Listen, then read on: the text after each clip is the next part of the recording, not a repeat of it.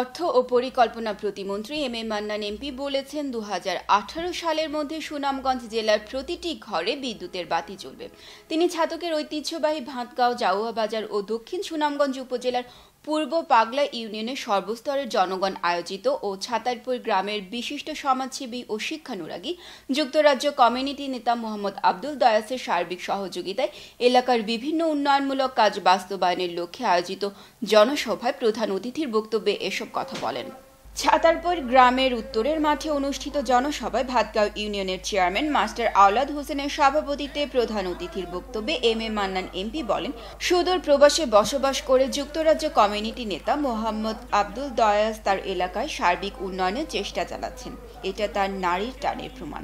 সিলেট মহানগর ছাত্রলীগ নেতা রশিদ আহমেদের পরিচালনায় অনুষ্ঠানে বিশেষ অতিথির বক্তব্য রাখেন ছাতক দুয়ারার মুহিবুর রহমান মানিক এমপি, সুনামগঞ্জ 1 আসনের সংসদ সদস্য ইঞ্জিনিয়ার মুয়াজ্জেম হোসেন রতন, ছাতক উপজেলা পরিষদের চেয়ারম্যান অলিউর রহমান চৌধুরী বকুল, দক্ষিণ সুনামগঞ্জ উপজেলা পরিষদের চেয়ারম্যান আলহাজ আবুল কালাম। স্বাগত বক্তব্য রাখেন অনুষ্ঠানের উদ্যোক্তা যুক্তরাজ্য কমিউনিটি নেতা মোহাম্মদ আব্দুল দয়াস, জেলা এলজিইডির নির্বাহী প্রকৌশলী ইকবাল আহমদ, জেলা পল্লী বিদ্যুতের জিএম সোহেল পারভেজ ও বিশিষ্ট সমাজসেবী ও শিক্ষানুরাগী AKM কাজল খান।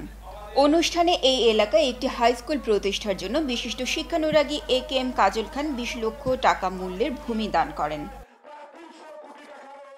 আমরা আশাবাদী স্যার, আমরা দুঃখ সুখ শুনিয়া যে আমরা এই যে দাবিগুলো, এলাকার যে দাবিগুলো, আমরা এই দাবিগুলো আমরা ইনশাল্লাহ বাস্তবায়ন হব। প্রতিটি কাজে আমি